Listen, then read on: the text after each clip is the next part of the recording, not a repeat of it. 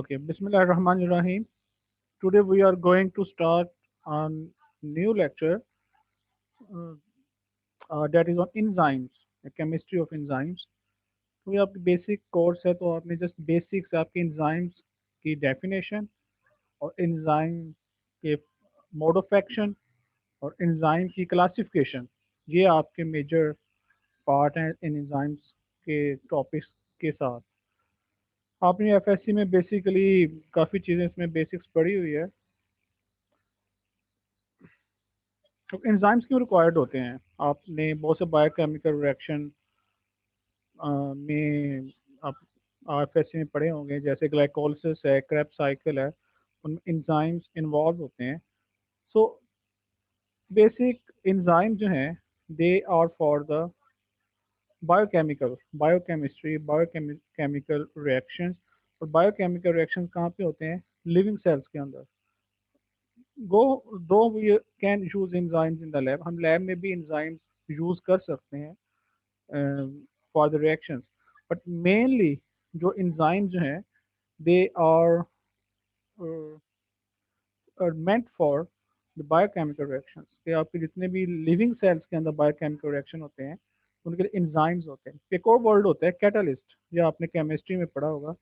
अब कैटालिस्ट और एंजाइम में जो बेसिक डिफरेंस है वो यही है कि केमिस्ट्री जो आप लैब में वर्क कर रहे होते हैं उनमें कैटालिस्ट यूज होते हैं, catalyst out of living cells होते हैं। बट जो इंजाइम्स जो होते हैं they are within the living cells for the biochemical reactions, जो कि बायोलॉजिकल प्रोसेसेस में हेल्प आउट हो सकते हैं। Clear? The difference between catalyst and enzymes. Okay, enzymes होते क्या हैं? ये लोग एंजाइम्स का मतलब ऑब्जेक्टिव क्या है? अब enzymes, most of enzymes are protein, yes, not all. Most of enzymes जो हैं they are protein in nature. ये प्रोटीन में हमने पढ़ लिया हुआ है कि प्रोटीन अमाइनो एसिड से मिलकर बनी हुई है, जिसमें पेप्टाइड लिंकेज होती हैं, और वही प्रोटीन जो हैं मिलके ग्लोबुलर थ्री डायमेंशनल शेप बनाती हैं। तो ये ग्लोबुलर प्रोटीन जो हैं मोस्ट ऑफ एंजाइम्स जो हैं, not all, most of enzymes they regulate the rate of biochemical reaction. अब एंजाइम के साथ जो है rate of molecular biochemical reaction जो है वो इंक्रीज हो सकता है या डिक्रीज भी हो सकता है, तो स्विच ऑन स्विच ऑफ होते होते हैं। Not permanently change the process and reusable. ये एंजाइम्स की क्वालिटी है तो एक बायोकेमिकल रिएक्शन के बाद दोबारा भी रीयूज हो सकते हैं।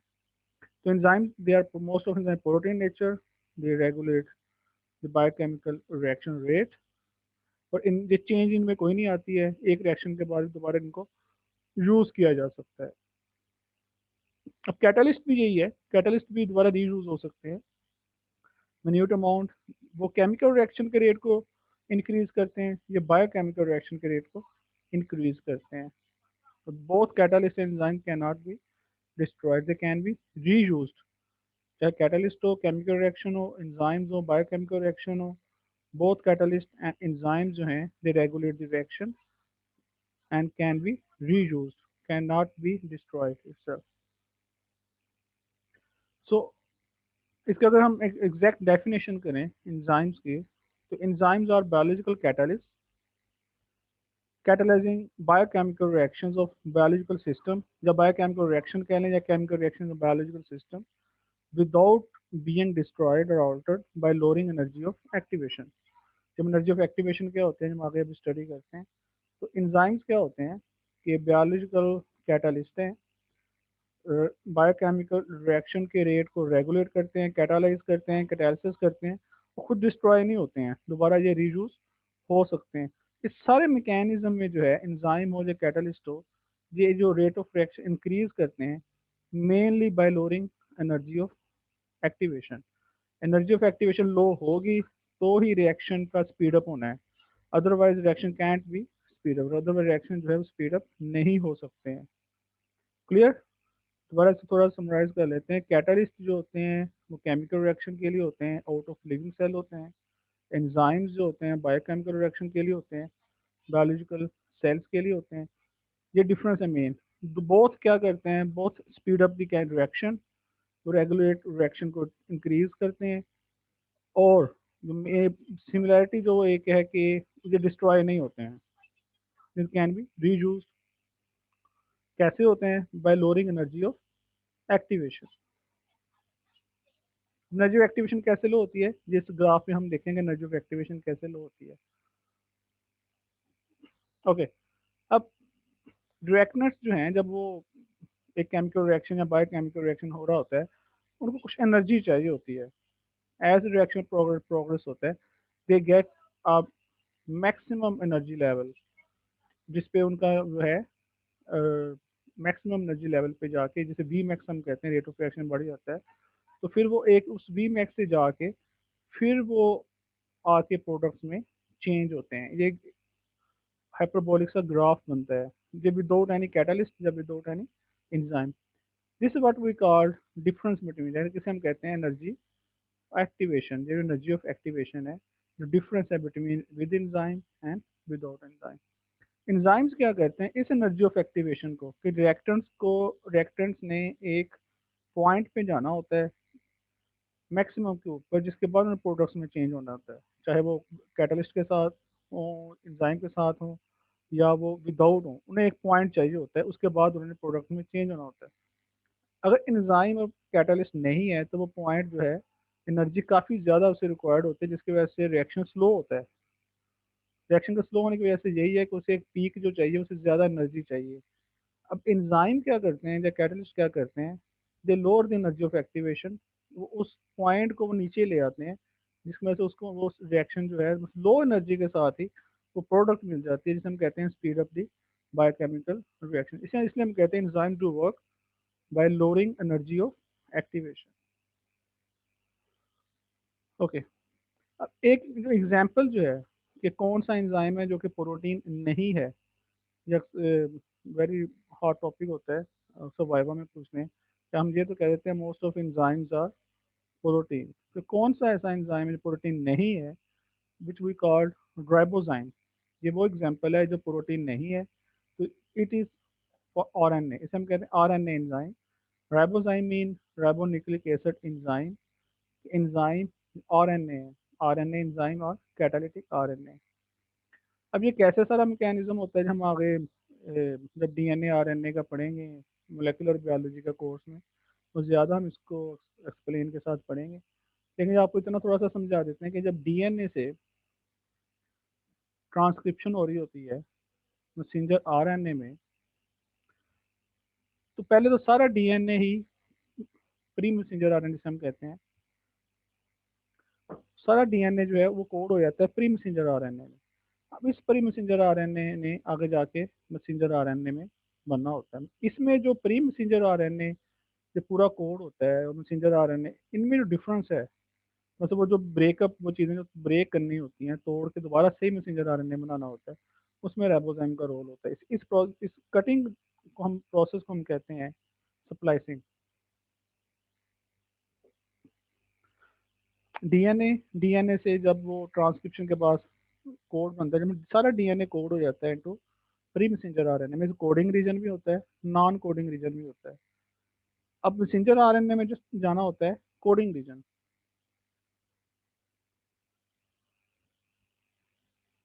प्री मैसेंजर के पास है कोडिंग भी है और नॉन कोडिंग भी है। डीएनए के पास जो था कोडिंग नॉन कोडिंग, वैसे प्री मैसेंजर आरएनए बन गए हैं, उसके पास कोडिंग रीजन भी है, नॉन कोडिंग भी है। हमें मैसेंजर आरएनए में कौन सा पार्ट चाहिए होता है? हमें चाहिए होता है कोडिंग रीजन, यानी कि हमें नॉन कोडिंग को स्प्लाइस कर देना है, कट कर देना है। तो इस प्रोसेस को हम कहते हैं स्प्लाइसिंग, जिसमें नॉन कोडिंग रीजन जो है वो स्प्लाइस हो जाता है, कट हो जाता है, पीछे अकेला कौन सा रह जाता है? Coding region. इस स्प्लाइसिंग के मैकेनिज्म में जो रोल प्ले करता है वो है राइबोजाइम। ये प्री जो नॉन कोडिंग रीजन है, प्री मैसेंजर आरएनए इसको कट कर देता है और जस्ट कोडिंग रीजन रहने देता है, जो कि आगे जाके मैसेंजर आरएनए बनता है। उससे आगे जो जाके उसने ट्रांसलेशन से प्रोटीन बनानी होती है। तो ये तो आपको पता है कि डीएनए डीएनए से आरएनए बनना होता है, आरएनए से आगे जाके प्रोटीन बनाना। मौसम अभी आ रहा है, आरएनए से जाके आगे प्रोटीन बननी होती है। दोबारा इसको रिवाइज कर देते हूँ। राइबोजाइम जो होते हैं ये प्रोटीन एंजाइम नहीं है, ये आरएनए बेस्ड एंजाइम है। इसे हम कह देते हैं राइबोन्यूक्लिक एसिड एंजाइम, कि वो एंजाइम जो कि आरएनए बेस्ड वर्क करता है। ब्रीफ से इसका मैकेनिज्म ये है कि डीएनए जिसने कोड करना होता है into coding and non coding region, जैसे प्री मैसेंजर आरएनए कहते हैं। अब प्री मैसेंजर आरएनए के पास कोडिंग रीजन भी है, नॉन कोडिंग भी। हमें नॉन कोडिंग रीजन नहीं चाहिए, हमें चाहिए just coding region messenger RNA में। तो राइबोजाइम जो होते हैं उसको कट कर देते हैं, नॉन कोडिंग रीजन को आगे सिर्फ कोडिंग में चलने देते हैं, जो कि आगे प्रोटीन की ट्रांसलेशन में हेल्प करते हैं। ओके जी, ये सारी बेसिक एंजाइम्स कहाँ पे होते हैं? लिविंग सेल्स में होते हैं। कैसे काम करते हैं? रेगुलेटरी रिएक्शन करते हैं, ये इसकी डेफिनेशन है। Bye lowering energy of activation. कैसे लोअरिंग एनर्जी ऑफ एक्टिवेशन होती है? कि वो एनर्जी ऑफ एक्टिवेशन जो ग्राफ जो होता है वो उसको लोअर करते हैं ताकि रिएक्शन स्पीड अप। ज़्यादा एनर्जी चाहिए होगी तो ज़्यादा से ज़्यादा टाइम चाहिए रिएक्शन को, वो स्पीड अप नहीं होगा, स्लो डाउन हो जाएगा। और वही अगर जो मैक्सिमम एनर्जी जो उसका एक्टिवेशन एनर्जी है, पॉइंट अगर उसको हम कर लो पे ले आए, लो पॉइंट पे ले आए, तो एंजाइम उस रिएक्शन को स्पीड अप कर देते हैं। अगर नॉर्मल क्लेचर पे चलते हैं, दो तरह के नॉर्मल क्लेचर एंजाइम्स के। एक है ट्रेडिशनल, एक है IUPAC। एक किस्म ट्रेडिशनल नॉर्मल क्लेचर है और एक को हम कह देते हैं IUPMB, international union of biochemistry and molecular. अगर आप गूगल करें IUPMB, ये आपको आ जाएगा, इंटरनेशनल यूनियन ऑफ, मैं कोड वर्ड लिख देता हूँ, biochemistry and molecular biology. IUP international union of biochemistry and molecular biology. ये नेम ही करते हैं एंजाइम्स की साइंटिफिक बेस पे। क्लियर? ओके। ट्रेडिशनल होते हैं जस्ट लाइक ट्रेडिशनल नेम है, जैसे वो एंजाइम जो सुक्रोज पे वर्क करते हैं उसे सुक्रेज कह देते हैं, उसके आखिर ASE लग जाता है। ऐसे जो एंजाइम लैक्टोज पे वर्क करते हैं उसे हम लैक्टेज कह देते हैं, तो लैक्टोज के आखिर पे ASE लग जाता है। लेकिन जरूरी नहीं ASE लगाना है, कुछ ऐसे हैं जो कि पेप्टाइड लिंकेज को जैसे तोड़ते हैं, ट्रिप्सन है, काइमोट्रिप्सन है, तो वो ट्रेडिशनल नेमिंग है, इसे हम कहते हैं ट्रेडिशनल नेमिंग। नेक्स्ट नेमिंग जो है, जो IUPMB बेस पे है, कि एंजाइम कमीशन है। EC stands for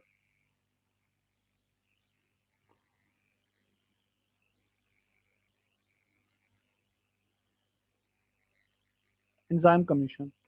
enzyme commission जो है वो, अब IUPMB के आगे एक एंजाइम कमीशन होता है। IUPMB बहुत बड़ा इदारा है, जैसे बहुत बड़ी यूनिवर्सिटी है, यूनिवर्सिटी के नीचे फैकल्टी होती हैं, ऐसे ही IUPMB एक बहुत बड़ा इंटरनेशनल यूनियन है, उसके नीचे एंजाइम कमीशन है जिसे नंबरिंग करनी होती है। वो हर एंजाइम को अब 4 डिजिट से नंबर करता है, 4 डिजिट। तो फर्स्ट डिजिट है, जैसे 1 है, इसे वो कहता है इसे क्लास, ये फर्स्ट ये क्लास है। जो सेकंड, अब डॉट के साथ ये सेकंड डिजिट आ जाता है, जो सेकंड डिजिट होता है इसे वो कहते हैं सब क्लास। जो थर्ड डिजिट आ जाता है इसे कह देते हैं सब सब क्लास।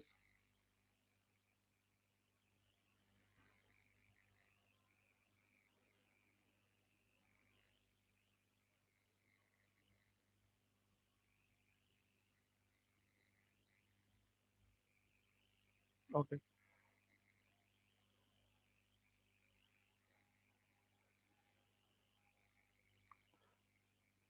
ओके, फर्स्ट डिजिट जो है इसे हम कह देते हैं क्लास, उससे नेक्स्ट डिजिट है दैट इज सब क्लास, उससे जो नेक्स्ट डिजिट है दैट इज सब सब क्लास, और लास्ट डिजिट है जो फोर्थ डिजिट है वो कहते हैं EC नंबर, यानी कि एंजाइम कमीशन नंबर। तो ये 4 नंबरिंग बेस, अब जितने भी आप एंजाइम ले लें, कोई भी एंजाइम ले लें, गूगल पे उसको करें तो उसका एक नंबर होता है, एंजाइम कमीशन नंबर। वो नंबर 4 डिजिट बेस ही होता है। मतलब आप अब ये पहला नंबर क्लास 1 ये क्लास है, ये सब, जो सेकंड डिजिट सब क्लास है, थर्ड डिजिट सब सब क्लास है, और लास्ट डिजिट जो है that is enzyme commission number. इसको अगर हम डिनोट करें 1111, so this enzyme commission number जो है that is for alcohol dehydrogenase, that is alcohol dehydrogenase, 1111। Clear? तो दो तरह की नेमिंग है, नॉमेनक्लेचर ट्रेडिशनल है, वो नेमिंग है जिस एंजाइम पे, जिस सबस्ट्रेट पे एंजाइम वर्क करे उस बेस, उस पे उसका नेम आ जाता है। जैसे सुक्रोज पे करे तो सुक्रेज, लैक्टोज पे लैक्टेज है, ट्रिप्सिन कैमोट्रिप्सिन, तो ये भी ऐसे भी नेमिंग है। नेक्स्ट IUPAC जो नेमिंग है, international union of biochemistry molecular biology, उसने एक रखा हुआ एंजाइम कमीशन, उसे नेमिंग करनी होती है और 4 डिजिट से होती है कि क्लास, सब क्लास, सब क्लास, एंजाइम कमीशन नंबर, इस बेस पे एक नाम दिया जाता है एंजाइम को। जैसे ये जो है 1111, this stand for alcohol dehydrogenase. Okay, next जो है कि एनर्जी ऑफ एक्टिवेशन, अभी हमने कहा तो होती क्या है, उसकी एग्जैक्ट डेफिनेशन है कि minimum amount of energy in calories पर मोल required for reactants to bring them in activation complex, a transition state to form products। तो वो मिनिमम अमाउंट ऑफ एनर्जी है जो रिक्वायर्ड है इन कैलोरीज पर मोल, जिस जो रिएक्टेंट्स को चाहिए कि वो रिएक्टेंट्स को एक ट्रांजिशन स्टेट पे जाके उसे प्रोडक्ट में कन्वर्ट कर सकें। जस्ट लाइक दिस, एक ट्रांजिशन स्टेट एक पॉइंट है जिसमें रिएक्टेंट्स ने प्रोडक्ट में कन्वर्ट होना होता है, कि वो minimum amount of energy required reactants reactants को चाहिए कि वो ट्रांजिशन स्टेट पे जाएं और फिर वो प्रोडक्ट में कन्वर्ट हो जाए। एनर्जी ऑफ एक्टिवेशन, एंजाइम क्या करते हैं, इस एनर्जी ऑफ एक्टिवेशन को लो कर देते हैं, तो वो ट्रांजिशन स्टेट जो है, पॉइंट जो है ट्रांजिशन स्टेट, वो उसको क्या कर देते हैं, लो। तो एंजाइम्स क्या करते हैं, एनर्जी ऑफ एक्टिवेशन को लो कर देते हैं। अब लो करते हैं तो एनर्जी भी कम चाहिए, तो रिएक्शन की वजह से वो स्पीड अप हो जाता है। फॉर एग्जाम्पल H2O2 है, हाइड्रोजन पेरोक्साइड, ये वाटर और ऑक्सीजन में कैटालाइज हो जाता है। अगर हम इसको लैब में विदाउट कैटालिस्ट या विदाउट एंजाइम वर्क करें, इट रिक्वायर्ड 18,000 कैलोरीज पर मोल। मीन्स 18,000 कैलोरीज चाहिए या 18 किलो कैलोरीज चाहिए एक मोल H2O2 कन्वर्ट करने के लिए वाटर एंड ऑक्सीजन। अगर हम कैटालिस्ट यूज़ करें निकल, तो उसके लिए 11 किलो कैलोरीज चाहिए पर मोल। और हम कैटालेज यूज़ करें, एंजाइम कैटालेज जो है, तो हम वी रिक्वायर जस्ट 2000 या 2 किलो कैलोरीज पर मोल। फिर 2000 कैलोरीज, 2000 कैलोरीज चाहिए 1 mole of H2O2 to convert into water and oxygen. Clear. Energy of activation, फिर एनर्जी ऑफ एक्टिवेशन जो होती है ट्रांजिशन स्टेट, तो वो एनर्जी जो कि चाहिए रिएक्शंस को कन्वर्ट करने के लिए। अगर तो विदाउट एंजाइम है तो एनर्जी ज़्यादा चाहिए, विद कैटालिस्ट है तो एनर्जी कम चाहिए, तो विद एंजाइम्स हैं तो एनर्जी बहुत ही कम चाहिए। तो this is the unique example, इससे आप ज़्यादा इसको एग्जाम्पलीफाई कर सकते हो। एंजाइम का मोड ऑफ एक्शन कैसे होता है, कैसे वो वर्क करते हैं, इसके 2 साइंटिस्ट आपने पढ़े होंगे FSC में भी, माइकलिस मेंटन।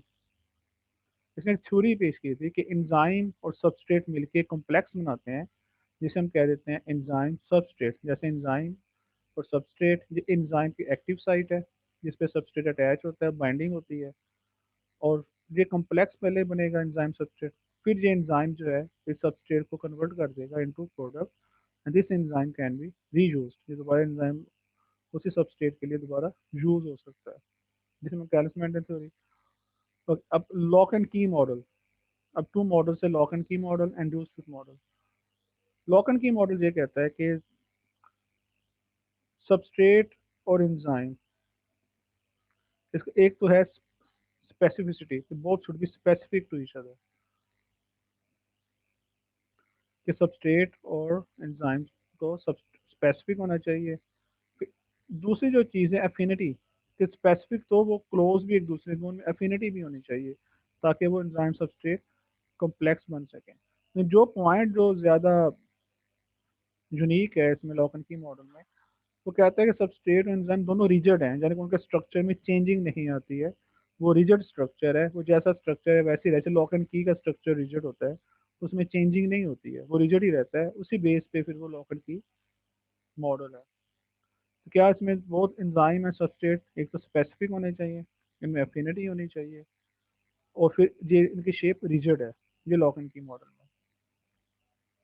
तो इंड्यूस फिट मॉडल जो है, ये कहता है कि एंजाइम और सबस्ट्रेट स्पेसिफिक भी होने चाहिए, ठीक है, अफिनिटी भी होनी चाहिए। वो जो पॉइंट जो डिफर है वो ये कहता है कि दे आर नॉट रिजिड, कि इनका जो शेप है, जो स्ट्रक्चर है, वो रिजिड नहीं है, but they are flexible, mean इनमें फ्लेक्सिबिलिटी होती है, तो वह फ्लेक्सिबल होकर एक दूसरे से एंजाइम और सबस्ट्रेट आपस में कॉम्प्लेक्स कर सकें, इनमें रिजिडिटी नहीं होती है। तो this model is most accepted model, induce fit model. तो बेसिक डिफरेंस क्या हुआ कि लॉक एंड की मॉडल में उसमें कहते हैं कि रिजिडिटी है, उसमें चेंजिंग नहीं होती है, और whereas induced fit model में रिजिडिटी नहीं है बल्कि फ्लेक्सिबिलिटी है। तो इसकी एक एग्जांपल है सुक्रेज। ये एंजाइम है, सुक्रोज डाइसक्राइड है जो आपने पढ़ी हुई है, कार्बोहाइड्रेट में ग्लूकोज और फ्रुक्टोज मिलके सुक्रोज बनाते हैं। ओके, फर्स्ट थिंग स्पेसिफिसिटी, कि ये स्पेसिफिक होते हैं, क्लियर। और दूसरी चीज अफिनिटी, कि इनके क्लोज क्लोज होना होता है, अफिनिटी होती है। तीसरी चीज़ है फ्लेक्सिबिलिटी, जो फ्लेक्सिबल होते हैं कि इनकी शेप में इतनी फ्लेक्सिबिलिटी हो कि वो उसको कॉम्प्लेक्स बना सकें। जब वो कॉम्प्लेक्स बन जाता है फिर वो जाके वो है सुक्रेज उसको ग्लूकोज एंड फ्रुक्टोज में उसको प्रोडक्ट में कन्वर्ट कर देता है, क्लियर। तो पहले एंजाइम और सबस्ट्रेट, फिर वो एंजाइम सबस्ट्रेट कॉम्प्लेक्स बनता है, कॉम्प्लेक्स बनने के बाद फिर हाइड्रोलिसिस होती है, तो ग्लूकोज वो दोनों मोनोमर्स में कन्वर्ट हो जाता है। तो कुछ यूनिट्स हैं, ये आपको डेफिनेशन आनी चाहिए कि एंजाइम की एक्टिविटी के यूनिट्स कौन कौन से हैं। एक तो इंटरनेशनल यूनिट है कि amount of enzyme required to catalyse 1 micromole of substrate into products per minute. Mean वो एंजाइम, अमाउंट ऑफ एंजाइम चाहिए जो कि 1 माइक्रोमोल ऑफ सबस्ट्रेट कन्वर्ट कर सके इनटू प्रोडक्ट पर मिनट। 1 माइक्रोमोल, तो वो जो 1 माइक्रोमोल सबस्ट्रेट को प्रोडक्ट में कन्वर्ट कर सके पर मिनट, जितना एंजाइम चाहिए उसे हम कह देते हैं इंटरनेशनल यूनिट। कैटॉल वो अमाउंट ऑफ एंजाइम है जो रिक्वायर्ड है to catalyse 1 mole of substrate products per second, जो 1 मोल सबस्ट्रेट को कन्वर्ट कर सके प्रोडक्ट में पर सेकंड में। वहाँ पे पर मिनट है या पर सेकंड है, इसे हम कहते हैं कैटॉल। ये रिक्वायरमेंट ऑफ एंजाइम, हमें मतलब एक रिएक्शन हमने करना है, हमें कितना एंजाइम चाहिए उस प्रोडक्ट बनाने के लिए, उसके लिए हम करते हैं कि इतना आईजू चाहिए, इतना ये चाहिए। तो वो अमाउंट ऑफ एंजाइम जो हमें चाहिए हो 1 माइक्रोमोल सबस्ट्रेट को कन्वर्ट करने के लिए पर मिनट के लिए, तो उसे हम कह देते हैं आईयू। तो कैटाल के लिए हम करते हैं वन। हम इसे कैसे याद रखते हैं कि इंटरनेशनल यूनिट जो है, यहाँ भी इसे माइक्रो हम देखें ना, ये जो I U stand just like look like micro, जो माइक्रो नहीं है लुक लाइक माइक्रो, तो हम इसे कह देते हैं कि 1 micro mole of substrate required per minute. तो कैटाल में क्या हमें चाहिए होता है 1 mole of substrate into products. Just wait.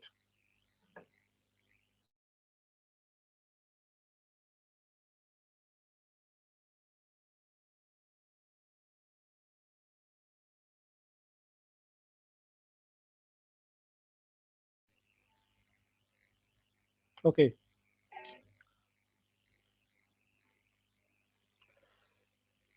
Same like another definition है turnover number.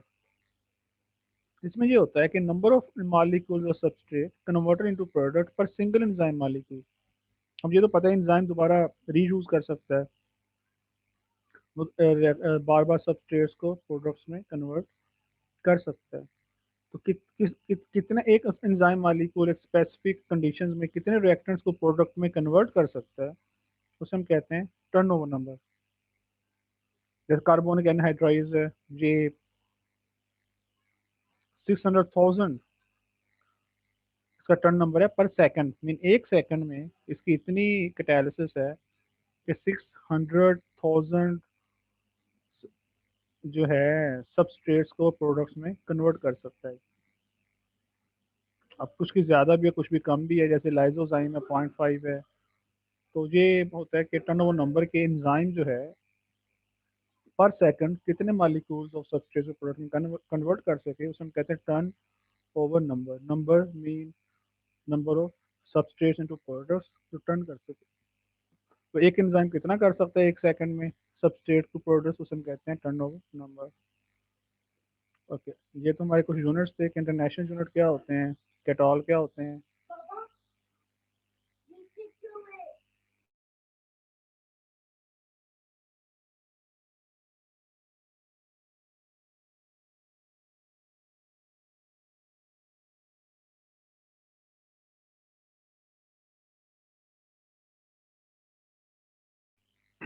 Okay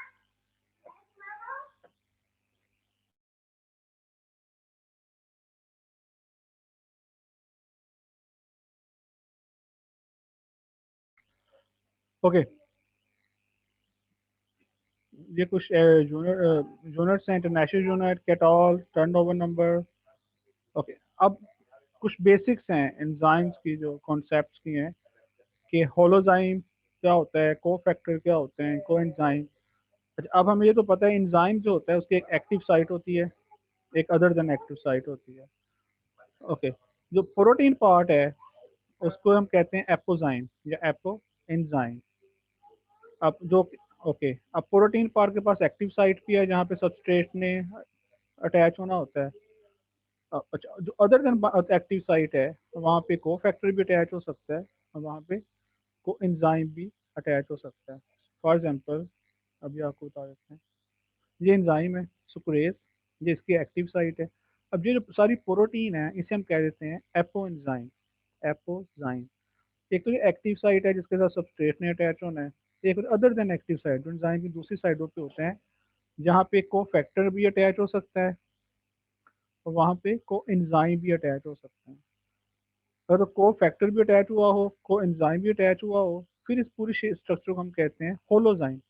mean enzyme plus को एंजाइम एंड को फैक्टर। अगर को एंजाइम को फैक्टर नहीं है, जस्ट वो प्रोटीन पार्ट, उसे हम कहते हैं एपोजाइम।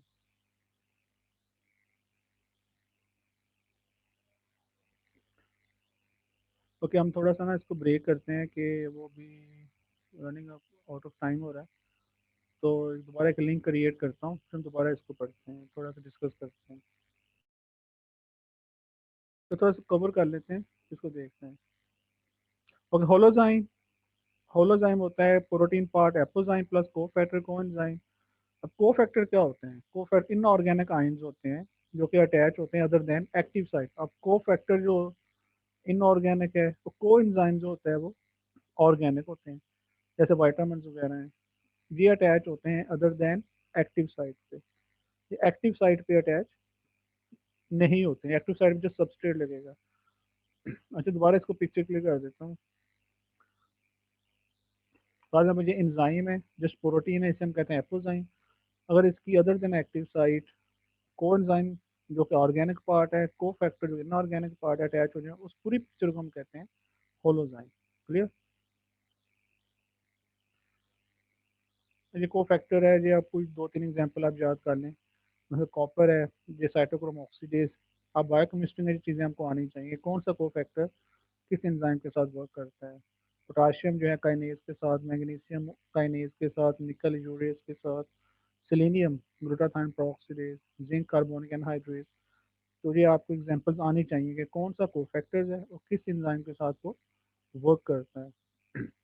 ऐसे ये को एंजाइम है, जो वाइटामिन होते हैं, मतलब वाइटामिन बी 3 है, जो मेलेट डिहाइड्रोजिनेज के साथ वर्क करता है, एन-ए-डी, निकोटिनामाइड, एडेनिन डाइन्यूक्लियोटाइड।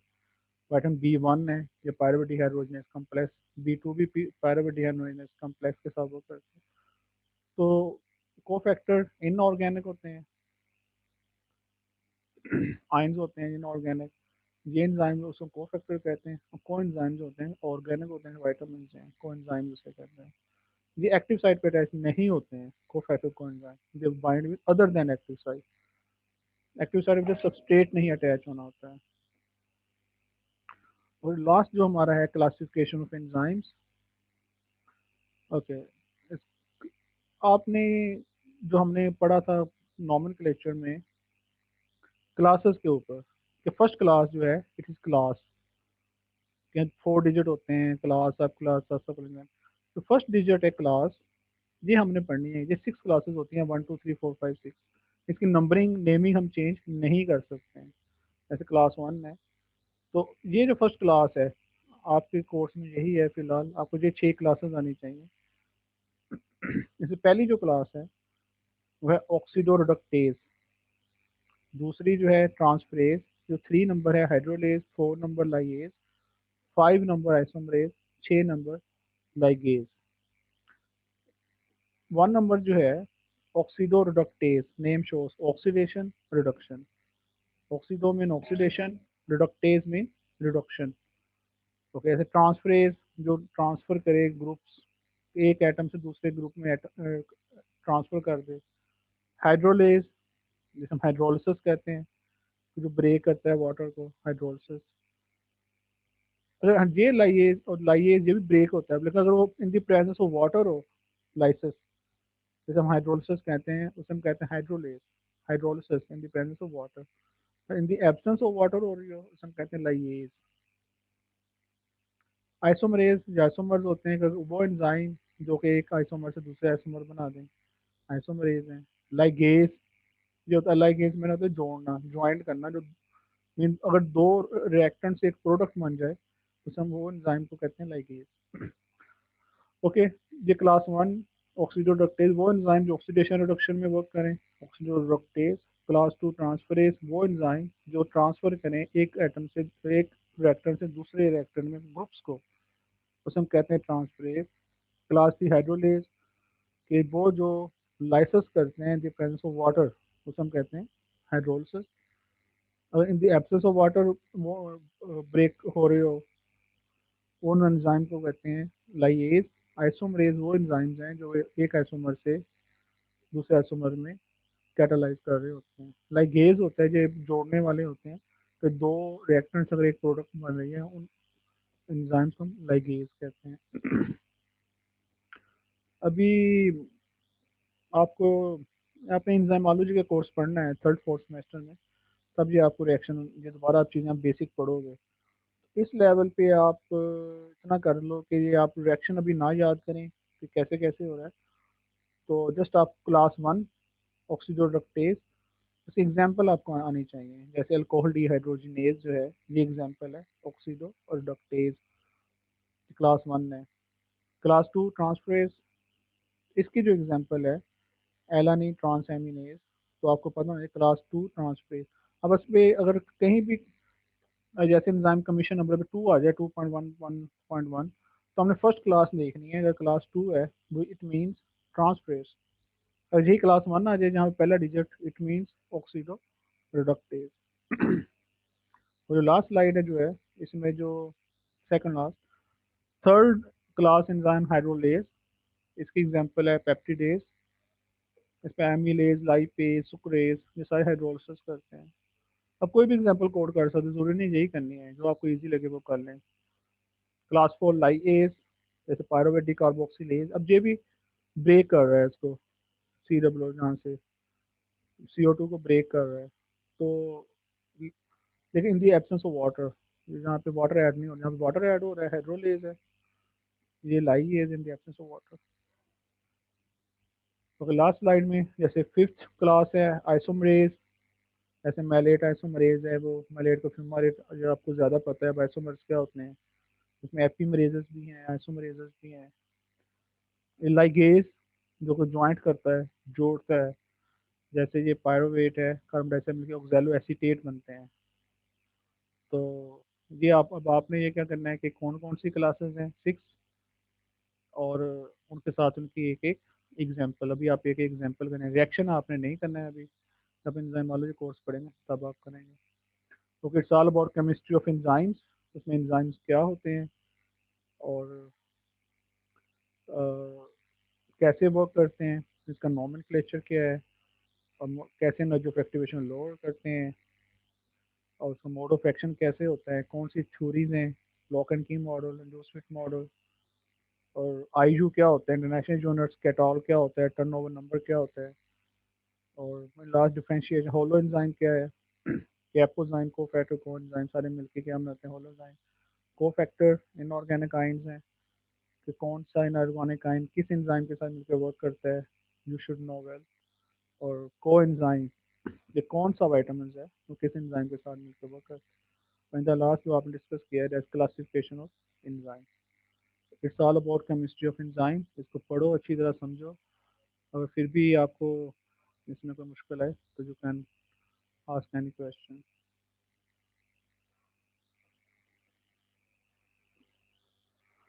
कुछ अगर कोई क्यूरी है तो आप उसको अपना रेज हैंड कर सकते हो, आप चैट पे कोई चीज़ पूछ सकते हो। अभी मैं लिंक ऑफ करने लगा हूँ, नेक्स्ट लिंक में आप अगर क्यूरी है तो आप कर सकते हो उसको।